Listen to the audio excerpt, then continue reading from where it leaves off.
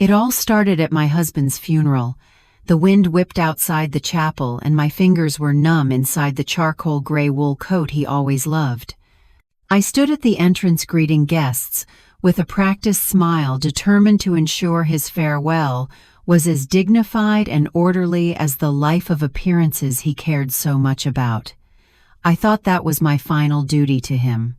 But inside, as my son Daniel took the podium, a different kind of cold settled in. He wore a sharp suit, his face solemn. After a brief tribute to his father, he paused, his voice trembling as he said, "There's someone I want to give a special thank you to." In that crushing silence, I clutched my handbag, my knuckles turning white, believing, truly believing, after 40 years of quiet sacrifice, that he was finally about to say, "My mother."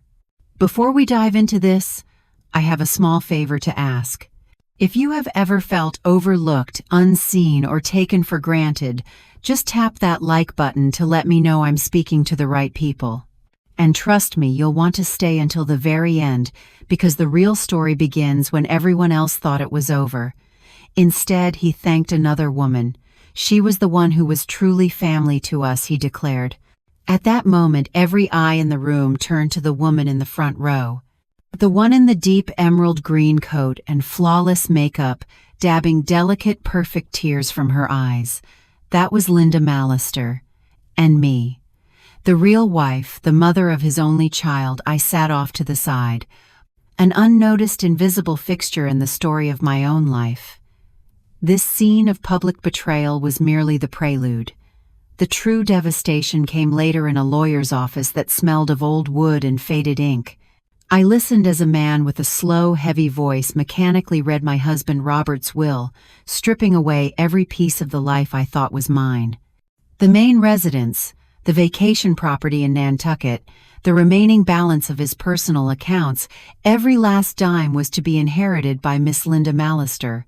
I turned to my son, searching for a flicker of shock, of solidarity. But his face was a mask of calm composure, as if he were listening to a quarterly financial report. He had known all along. I saw her embrace my son, a triumphant smile playing on her lips, as if she had not just inherited a fortune, but had won a war. I never even knew I was fighting. They thought it was over. They believed they had erased me from the narrative, leaving me with nothing. But then I reached into my bag, pulled out the second will, and just like that, there was no one in the room smiling anymore. I never imagined my life would begin anew at a funeral. Robert died in a sudden car accident. He was driving downtown that morning in a heavy rain. They said the brakes failed on a curve and the car crashed into a supermarket. He was gone quick. The doctor said he didn't suffer, but I wasn't sure he deserved such a clean departure. We had been married for 40 years. I used to think our marriage, while not romantic, was at least solid, like one of those old houses weathered by storms, worn on the outside but still standing. I gave up my career to tend to every corner of our home. He always said, "I can take care of you. You don't need to work." And I believed him. I naively thought it was some kind of love. At the memorial, I wore his favorite charcoal gray wool coat and stood by the chapel entrance greeting guests. The wind whipped. My fingers were numb. Still, I smiled, doing my best to make sure his farewell was dignified and orderly. Robert cared so much about appearances, about what other people thought of him. Even in his death, I found myself maintaining that neat facade for him. Daniel was at the podium. He's our only child. He turns 33 this year and is a back-end engineer for a tech company. He wore a sharp, dark suit. His face was solemn and his voice was as steady as always. After reading a tribute to his father, he paused and his eyes reddened. "There's someone I want to give a special thank you to, Daniel," said his voice a little shaky. The room fell silent. I clutched my handbag in my lap, my knuckles turning white. I thought he was about to say, "My mother." In that moment, I could almost hear it forming in his throat, that long-awaited acknowledgement. 40 years of companionship, dedication to the home nights spent at the hospital, all the quiet sacrifices. I truly believed he had finally seen me. But what came next? sliced through me like a dull blade, stripping that hope away inch by inch.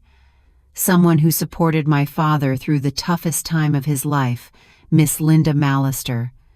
A soft murmur went down the aisle. From the front row a woman stood up and dabbed her eyes, nodding politely.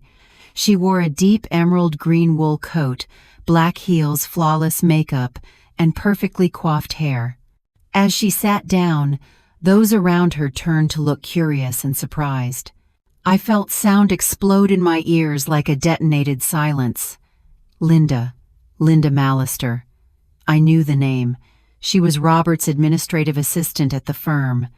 He later promoted her to a consulting partner, even briefly, including her on the board. When I'd ask about her, he'd always downplay it. She's competent, don't be paranoid. I remembered that year's company party. She brought me wine, smiling sweetly, moving with the ease of a woman who fit in. I dismissed her at the time as just another sycophantic employee. Looking back now, how ironic. From across the room someone whispered, "She's sitting so close, like she's family." And my son had just thanked that woman at his father's funeral. I felt like the chair had dropped from under me. My ears were ringing and the world vibrated faintly. People came up to shake my hand, murmuring the usual. "He was a good man. We'll miss him." I nodded automatically, like a machine repeating pre-programmed responses. I had planned to hold on until the end to maintain appearances, but then I heard Daniel whisper to Linda, "You're the one who's truly family." I nearly dropped the teacup in my hand. In that moment I realized this funeral wasn't for Robert. It was for a hidden world I didn't know existed, and I was just a stranger, a discarded observer. That night back home I sat in the empty living room. As I took off the coat, I saw that the satin ribbon was wrinkled, as if the last vestige of my marriage's dignity had been accidentally snapped. I sat at the dining room table and stared at the row of empty chairs. Robert's seat was still in its place. I hadn't moved it. For decades he'd always sat there, hand on the armrest, waiting for me to bring him his soup. Now it was just alone, and the armrest had gone cold. There were still bottles of his favorite beer in the fridge.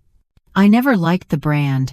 It was too bitter, but he'd buy a six-pack every week just for him.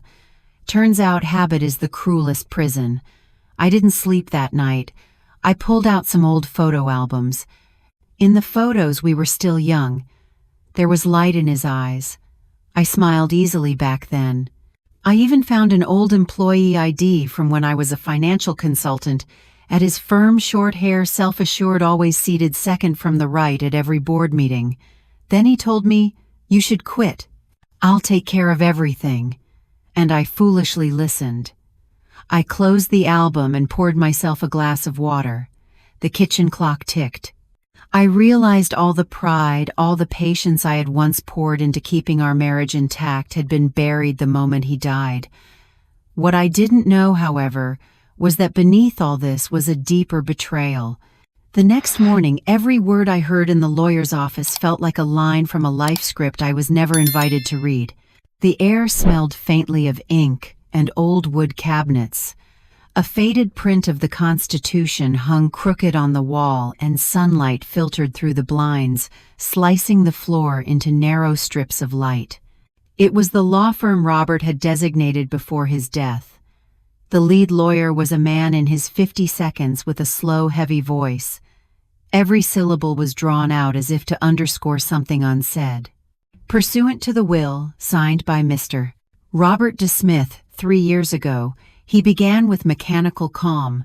The majority of his assets, including the main residence in Summerall, the vacation property in Nantucket, and the remaining balance of his personal accounts, shall be inherited by Miss Linda Mallister. I wasn't just stunned. I felt like I'd been pushed off the main stage of my own life, left standing behind the curtain in a dead spotlight, unsure if I had ever truly played the part I thought was mine. I turned to look at Daniel. He sat ramrod straight, his gaze fixed forward as if he were listening to a quarterly financial report. His fingers were perfectly interlocked.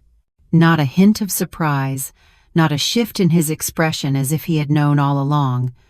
When the reading was over, I stood up and walked over to him. "You knew," I said in a low, trembling voice. "Didn't you?" He looked at me with a strangely serene tone.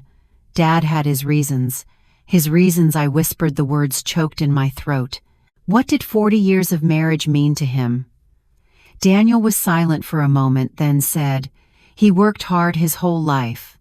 Linda was there for him. She understood him." He lowered his voice almost apologetically.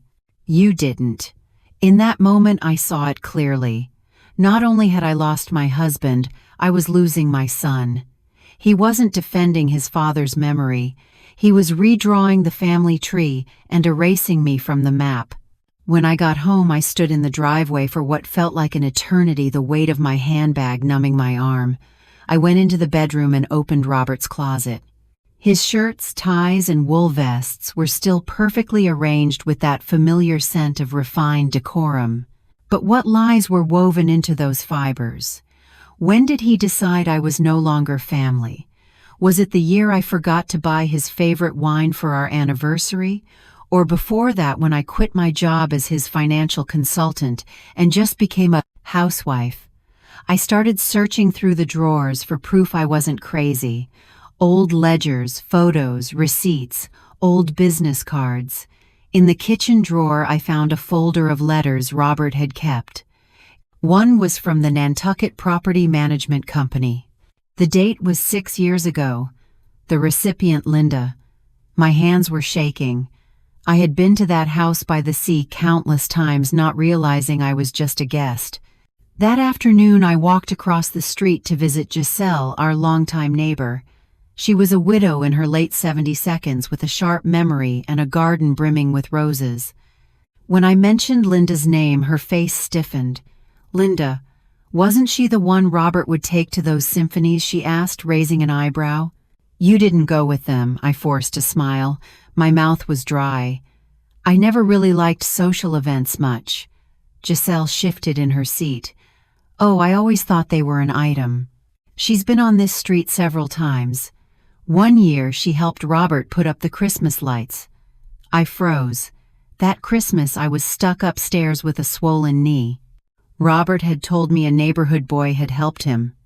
"Do you remember when they started getting close?" I asked. Giselle stirred her tea, thinking. "At least 10, maybe 15 years ago. I remember seeing her around here when you were away taking care of your sister. I thought she was some cousin or something. 15 years. I sat in Giselle's sunroom, feeling like a stranger who had walked into the wrong house. All these years I had managed our retirement budget down to the last penny.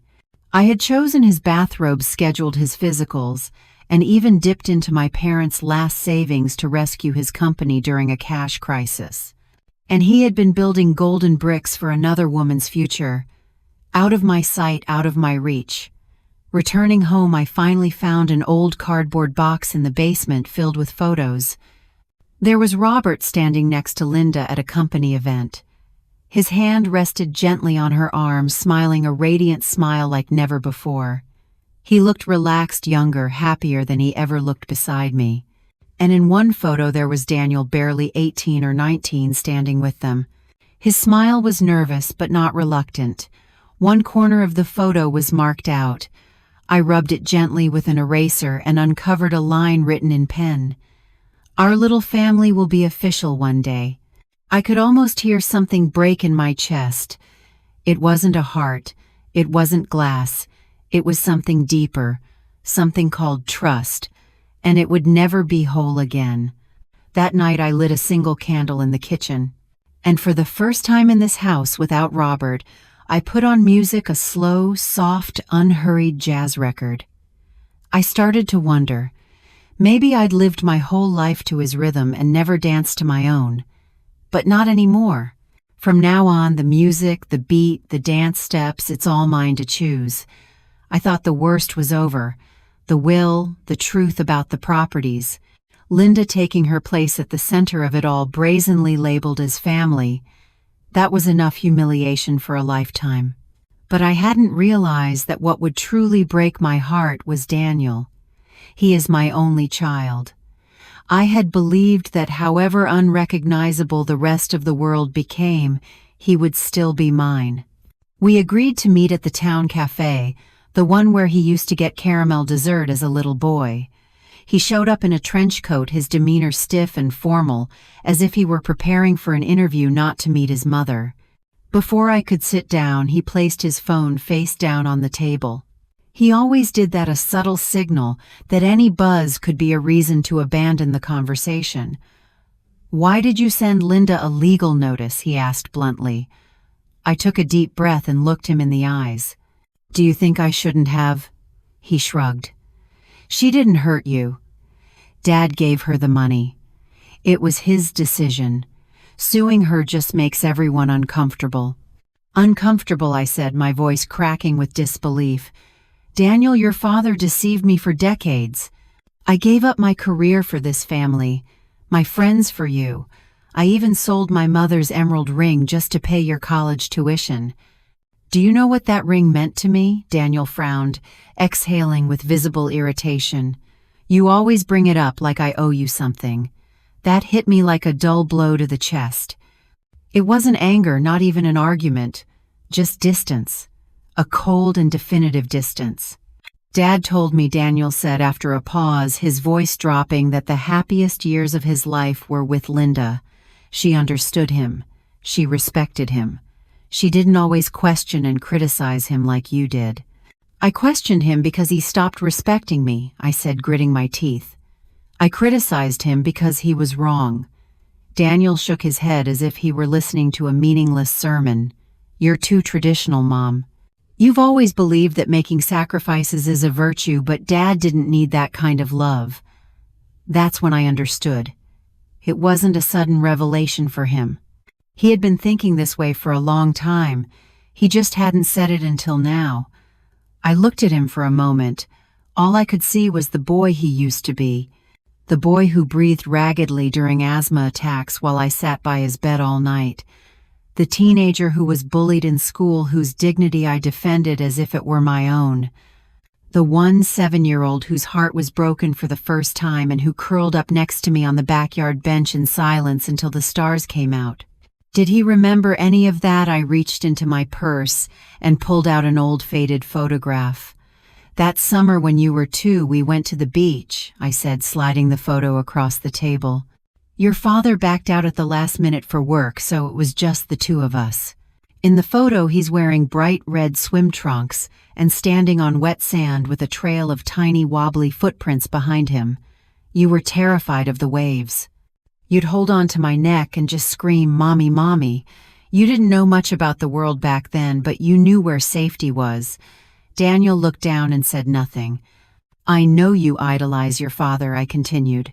"He was always elegantly turned out, never raised his voice, always said the right thing.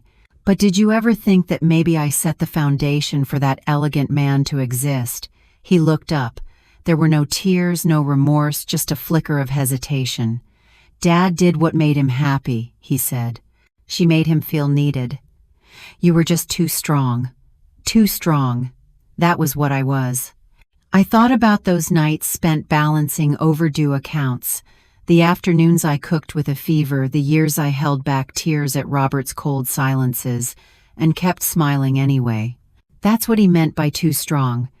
I put the photo back in my wallet and stood up. My voice sounded calm, but it had a deep firmness. "You're right, I was too strong. And starting today, I'll save that strength for myself." Whatever he said after that, I didn't hear it. I walked out the cafe door into the parking lot. It had started to rain. The drops hit the windshield with a slow, relentless rhythm, an orchestra made entirely of silence. I slid into the driver's seat and wrapped my hands around the steering wheel, pausing for a long moment. I didn't cry. I didn't fall apart. I just sat there, realizing that what I had lost wasn't just a husband. I had lost my marriage, my family, even my son. But in that same breath, I understood something else. I could no longer wait for someone else to tell me who I was. It was time to live for myself. At first, I thought Linda was just a late-life accident in Robert's story, a calculated opportunist, a woman who slipped in through the cracks. But now I see things clearly. She was never an accident. She had planned everything. On a rainy afternoon, I sat at the kitchen table with a mug of cold coffee in my hands, looking at her public Facebook profile. Her profile picture showed her on the beach smiling softly, the background edited with a tasteful blur, as if she didn't want anyone to see what was truly behind her. Her bio said consultant in the architecture sector, lover of classical music and community service, grateful for life's tender company. I clicked on her photo albums. The first image, Robert was seated in a wicker chair holding a slice of lemon pie she had apparently made for him. The text said, "His smile is my favorite reward." The date stamp said it was 6 years ago, the same year I was bedridden with arthritis. Robert had told me then that work was overwhelming and he would be traveling a lot. I believed him. I thought he was simply evading the burden of caring for someone, but now I knew he wasn't escaping me. He was living somewhere else without me. I scrolled down and found more images, both familiar and strange at once. There was Robert standing in Linda's living room in the wool jacket I had given him. There he was helping her plant flowers and arrange bonsai in her garden. And then a video came up. Robert was toasting her with a Christmas song playing softly in the background. Daniel was there. I froze. My hand hovered over the touchpad. Daniel, who was still in college at the time, had slightly longer hair and a shy, boyish face. Linda had her arm around his shoulder and said, laughing, "Your dad should be proud of you." That's when I understood. Linda was never just Robert's secret. She had been positioning herself for years as part of our family, and I was the woman she planned to displace. I called Ruth. Ruth Lanier had been a close colleague during my years at Robert's firm, one of the few women I had kept in touch with after I left the job. She was semi-retired now, helping her daughter raise a grandchild and taking on the occasional freelance financial case. She answered on the second ring with the same energy she always had. "Maggie, my goodness, I heard about Robert. I've been meaning to call you." "Thank you," I said. I didn't stall. "Ruth, I need you to help me find something." She didn't hesitate. "Tell me what you suspect." I paused. My voice sounded calm, but it was firm. "I believe Robert used company funds for at least the last decade to buy properties for Linda, and there might be other unaccounted-for transfers." Ruth went quiet. "You're not just fixing a marriage, Maggie. You're looking to expose fraud." "I want the truth," I said. "I've spent too long in the dark." We agreed to meet at her house in 2 days. In the meantime, I became a woman on a mission. I went to the local library and looked up Linda's property records in Summerball. One house, a single-family villa under her name. Purchase date 5 years ago, right at the tail end of the company's employee housing benefits project, the same one Robert was overseeing. I had visited there during that project. I remember joking at the time, "On the next trip you take me too." He dodged the suggestion. "You wouldn't like it there." Now I knew the room was not reserved for clients. It was for her. 2 days later, I drove to Ruth's house. Her home was in a quiet suburb, a pale gray bungalow with a row of withering chrysanthemums out front. She greeted me with a glass of lemon tea and opened her laptop. "I checked some archived payment records," she said, scrolling through 3 entries labeled "Outside Consulting Support." "But the beneficiary company is a shell. No physical office is listed." She zoomed in on one line.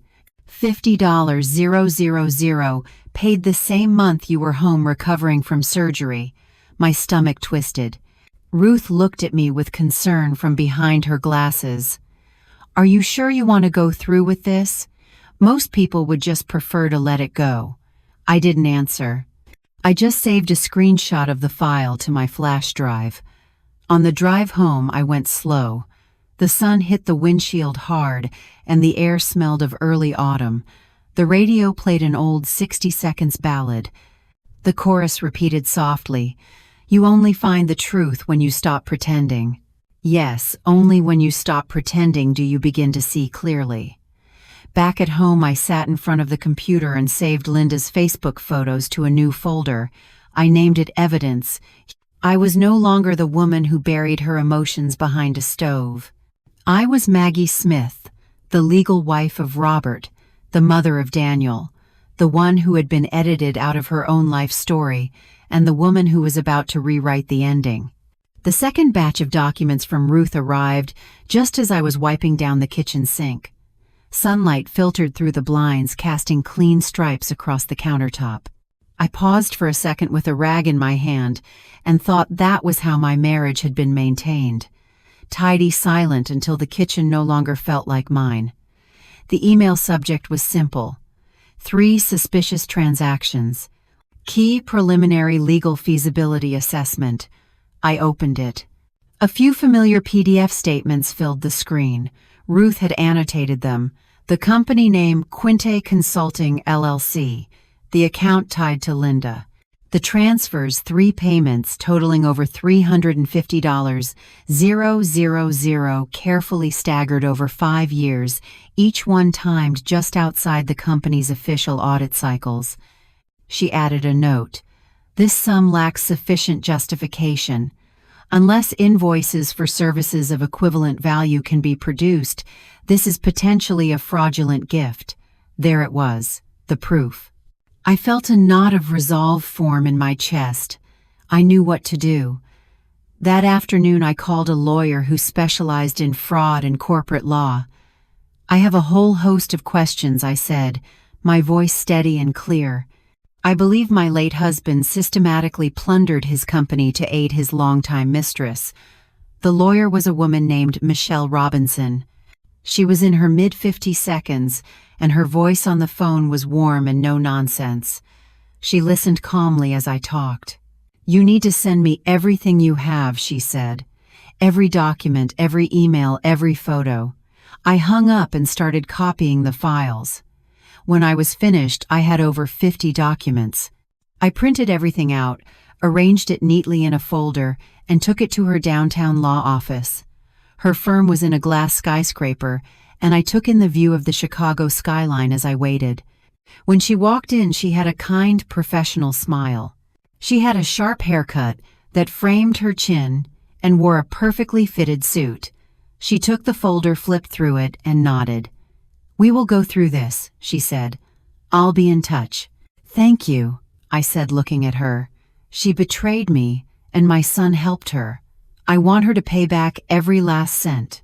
Michelle pushed her glasses higher on her nose. "We will do our best." The decision to fight was not born from a place of anger, but from the quiet, cold clarity that settles after a devastating storm. The woman who had spent 40 years maintaining a neat facade for her husband now had to learn to build a fortress for herself.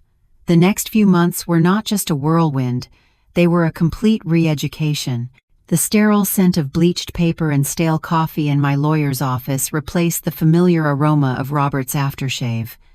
My days, once dictated by meal plans and social calendars, were now consumed by appointments, depositions, and the relentless unearthing of a life I had unknowingly coexisted with.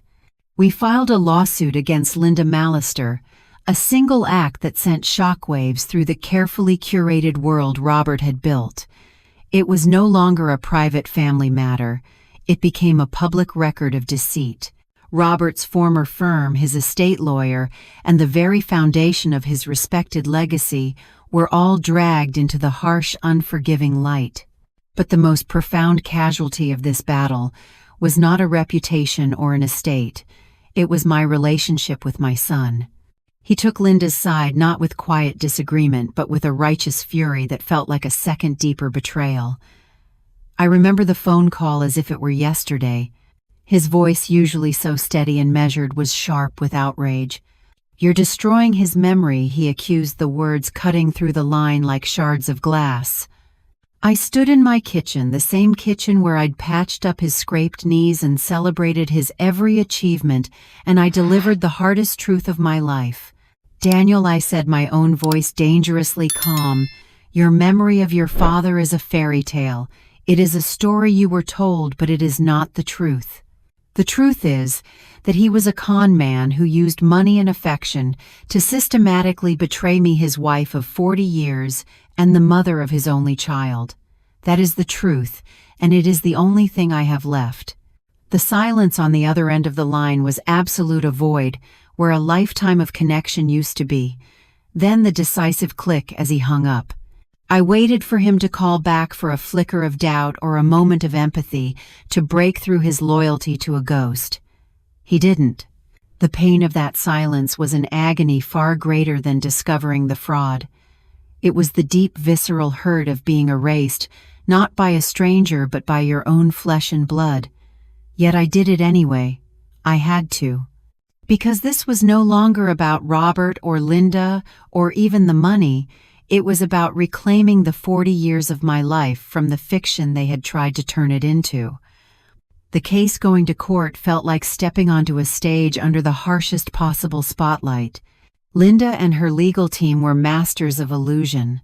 They tried to paint our entire lawsuit as the bitter ramblings of a scorned wife, a misunderstanding of a generous employer-employee relationship. They produced stacks of fake invoices that Robert had meticulously crafted for her, a paper trail leading to a dead end.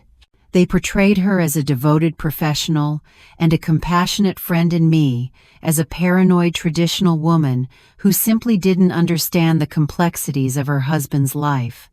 They tried to make me invisible all over again, but they had not counted on the evidence. We had Ruth's meticulous financial forensics, which exposed the shell companies and the fraudulent transfers for what they were, and we had Robert's own vanity. We had the gallery of his betrayal posted for the world to see on Linda's Facebook page, photos of them smiling in the Nantucket house. I thought was ours, of him building a life with her on the weekends he told me he was traveling for. Work. When I took the stand, I wasn't just a witness. I was the keeper of an unwritten history.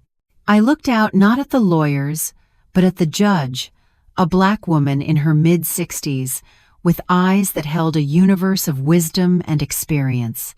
And I spoke. I didn't just talk about the facts of the case. I talked about the fabric of a life. I talked about the 40 years of our marriage, about the career I gave up because he promised to take care of me. I spoke of the quiet sacrifices, the nights spent by Daniel's bedside during his asthma attacks, the family heirlooms sold to fund a college tuition, the unwavering support during his company's financial crises. I laid bare the profound and soul-crushing pain I felt when I learned that the entire foundation of my existence had been a lie, that while I was managing our household down to the last penny, he was building another woman a golden future with the fruits of our shared labor. As I spoke, I saw a flicker of something in the judge's eyes. It was more than sympathy. It was understanding. I believe in that moment she understood the invisible currency of a woman's life, the love, the labor, and the loyalty that never appear on a balance sheet but are the most valuable assets of all. She understood what goes on in the hearts of women like me, who give everything only to find out it was given to the wrong person. In the end, the truth prevailed. The judge ruled decisively in our favor. Her verdict was not just a legal decision, it was a moral reckoning. She ordered Linda Mallister to pay back every single cent Robert had given her plus interest. The total sum was over $1 million. The life that had been stolen from me was, at least on paper, returned. Linda was forced to sell the properties, the villa, and the lie she had lived in. She was financially ruined, her reputation shattered. I never saw her again. She simply faded away, a ghost from a life I had finally exorcised. Justice, however, did not immediately bring peace. As for Daniel, the silence between us stretched into years. Holidays came and went, marked by an aching void. The grief I felt for the loss of my son was a living, breathing thing, far more present than the grief for my dead husband. Then, when my own father passed away, my phone rang. It was Daniel. We met at the funeral, two grieving people bound by blood, and in a quiet moment away from the other mourners we embraced. It was not a hug of forgiveness, not yet, but it was a beginning. Slowly, carefully, we began to see each other again. Over many months, I didn't just tell him the facts. I shared the entire story, the whole truth I had uncovered. I showed him the ledgers, the photos, the timeline of deceit that had run parallel to his entire adult life. And for the first time, he started to listen. He started to understand. The healing took years, a slow and painstaking process of mending a relationship that had been fractured to its core. One afternoon, he came to my house, and with tears in his eyes, he apologized. He said he finally realized he had spent years defending an illusion, a carefully constructed image of a father that was never real. He had been mourning a fairy tale. I hugged him, holding my son close, and told him that even in the darkest moments, I had never stopped believing in the boy I raised. In that moment of reconciliation, the final weight lifted from my heart. At a small party I threw later that year, surrounded by the few true friends who had stood by me, Daniel walked over and hugged me softly. "Mom," he said with a genuine warm smile I hadn't seen in years, "when did you get so good at giving speeches?" I smiled back, feeling a lightness that was entirely new. "I always was," I told him. "You just weren't listening." We both laughed, and soon the whole room was laughing with us, a sound of pure, unadulterated joy. Before the party ended, I took a short walk in my garden. I stopped in front of the old crabapple tree I had planted 2 decades ago. "Last year this thing almost died," I said to the women gathered with me. "I almost cut it down. But this spring it bloomed earlier and more brilliantly than ever before, and look, it's still blooming." They chuckled knowingly. I looked at the resilient blossoms and added, "Even she knew what is still alive should not be given up on." That night, after everyone had gone, I folded up the chairs and put them away. The porch wind chime tinkled softly in the evening breeze, a gentle melodic sound. I turned to watch the sunset, a spectacular blaze of orange and purple resting just above the old maple tree at the end of the street. It was as if the universe itself was posing a question. Who are you really? I took off my heels, feeling the cool grass beneath my feet. I walked barefoot into the house that was now truly mine, hung up the dress I had worn, and went to bed. I didn't need the sunset to ask me that question anymore. For the first time, I knew the answer. I was not just a wife or a mother. I was a survivor. I was a fighter. And the truth had not just set me free. The truth had allowed me to finally truly meet myself. So, I want to leave you with this. Look at your own life, at the parts you think are over, the things you feel have been broken beyond repair. Find your own crabapple tree, that part of you that seems to have withered but is just waiting for a new season to bloom. Do not let anyone else write your story's ending, because the most powerful truth you will ever discover is the one that sets you free to become who you were always meant to be. If this story resonated with you, don't just keep it to yourself. Share it with one person who needs to be reminded of their own strength. Thank you.